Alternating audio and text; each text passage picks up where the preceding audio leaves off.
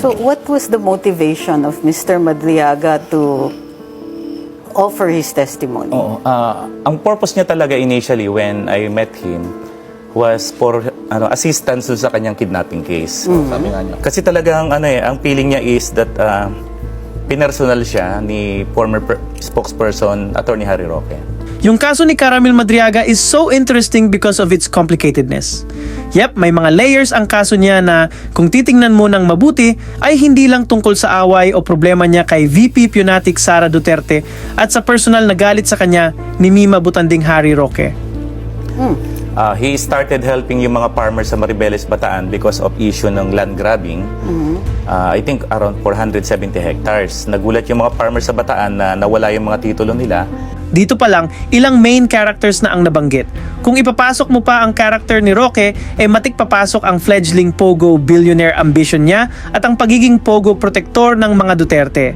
At dahil Pogo is involved, nandyan din ang mga Chinese puppeteers at Chinese espionage. Nagulat sila, sinisemento na yung mga farm nila for development daw ng ibang tao. Mga around kailan to? I think mga 2022. Okay. Wala pa sa eksena ang mga biktima ng land grabbing sa iba't ibang lugar sa Pinas. Yung mga kawawang pinagsamantalahan, hindi lang ni Roque at ng mga Chinese partners niya, kundi pati ng Duterte regime at ni Sara Duterte. And these are all public knowledge. Kagabi ko lang nalaman na yung mga co-accused niya, meron din palang nalalaman dito sa mga usapin na to. Kaya nga, mukhang kabado na si Fiona sa mga pinakahuli niyang galawan.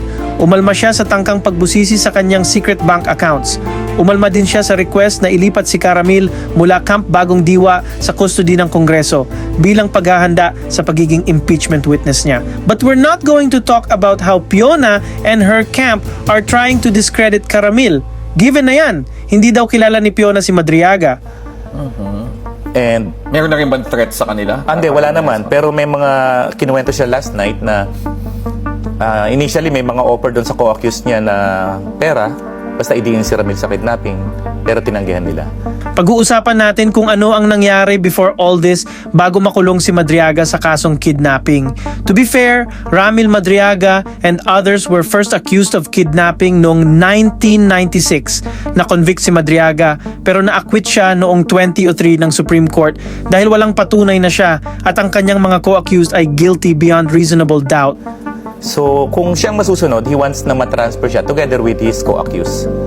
Kasi feeling niya secured siya pagkasama niya yung mga co-accused. Ilan ba yung total na Sa selda nila, 5 sila. Now, ang theory namin this time ay si Madriaga ay biktima ng Duterte evidence planting practice. Kagaya ng nangyari noong drug war, kung saan kadalasan ang mga biktima ng tukhang ay may previous drug-related cases or records, ganito rin ang posibleng ginawa sa kanya recently noong 2023. We could be wrong.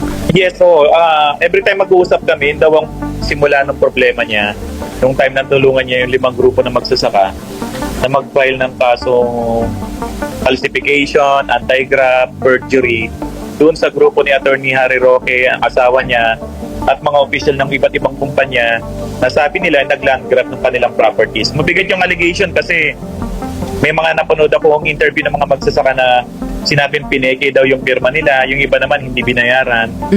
Binakuran yung lote na sa tabing dagat na kung babasihan mo yung kwento niya dun sa salaysay na hawak mo ngayon, parang doon pa dumadaong yung mga Chinese military na nakita ni Caramel. Pero dahil may previous kidnapping case siya, parehong kidnapping case ang ginamit sa kanya ng grupo ni Harry Roque. Dahil ayon nga sa abogado ni Madriaga na si Attorney Raymond Palad, parang afterthought lang ang pagkakadagdag ni Madriaga sa kidnapping case. Dinagdag lang siya sa supplemental affidavit laban sa kanya. Now we're just laying down the premise. Wala pa dyan ang land grabbing context ng kwentong ito. Sa pagtulong ni Ramil na yon sa mga farmers na yon, pinaimbestigahan yung land grabbing, these farmers nag-file ng kaso sa ombudsman against Attorney Harry Roque and other officials na mga DAR. Doon na nagsimula yung problema. Kasi siguro nagalit si Attorney Harry Roque, and then what happened dun sa kidnapping is that initially isa lang yung accused sa kidnapping, si Rosendo Madriaga. Later on, nag-file ng supplemental Who is affidavit. Rosendo Madriaga? Pinsan to. Okay. Pinsan ni Ramil. Initially, yun lang ang accused sa kidnapping. After some time, nagkaroon ng supplemental affidavit yung victim, in-plead na sila Ramil Madriaga and others. Kaya nagtagal ng 1 year yung PI, yung preliminary investigation. After some time, saka lang nagkaroon ng amended information. Kasama na siya. Kasama na siya. At dito rin pumapasok si Fiona na nagsisinungaling dahil ayon mismo kay Attorney Palad, nakipag-meeting si Madriaga kay Fiona tungkol sa land grabbing case at may witness dyan. Then, he helped these farmers to the point na itong mga farmers, dinadala ni Ramil kay BP Sara. Humihingi sila ng tulong. Na tulungan itong mga farmers na to na sabi nga niya, nalaland grab. Meron time na yung mga farmers dila niya sa Office of the Vice President pero hindi sila nakapanek. And then he texted the VP kung saan niya pwedeng dalhin yung mga farmers, and according to Ramil, nag-text si Sara, dali mo tomorrow sa ganitong address ko. Kasi maraming residence address si VP Sara. At hindi ito pwedeng ikaila ni Fiona dahil nakahanap tayo ng video clip ng isa sa mga biktima ng land grabbing na nagpapatunay sa sinabi ni Attorney Palad na pumunta nga sila kay Fiona para humingi ng tulong kasama si Caramil. Nagpunta po kami sa bahay sa tinutuluyan po ni Vice President Inday Sara. Na ako po yung nag-expect na makakaharap kasi natanong ko na po siya eh. Tapos nung nilapitan po siya ni Sir Ramil Madriaga, nag-usap po sila ng malayuan. Pero nakita ko po sila. Kaya lang po na nag-expect ako na pati ako ay makakaharap na personally. Pero hindi po siya punta.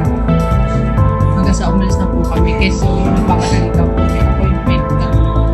At tungkol naman sa aspeto ng Chinese Pogo Masters at Chinese espionage bilang isang so-called national security expert, tila naging witness pa si Caramil sa bagay na ito ayon mismo sa kanyang lawyer na si Attorney Palad. Kaya siguro kailangang mapatahimik ng grupo ni Roque si Caramil at may direct participation dito ang mga Duterte. Doon sa vantage point ng location niya na sa taas, kitang-kita daw talaga niya. Ang daming bangka, meron pang submarine siya nakita na kulay itim, at mga uniformadong mga Chinese military personnel, humigit kumulang 100. So, sabi niya, na-picturean daw niya yun eh, kaya nga talaga kailangan makuha ng gobyerno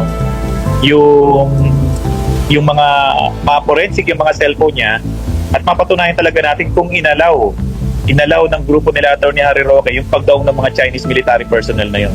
We have to see that. Sa ating kalupaan, di ba? Oo. Attorney Medyo Palad, mabigat po yan eh.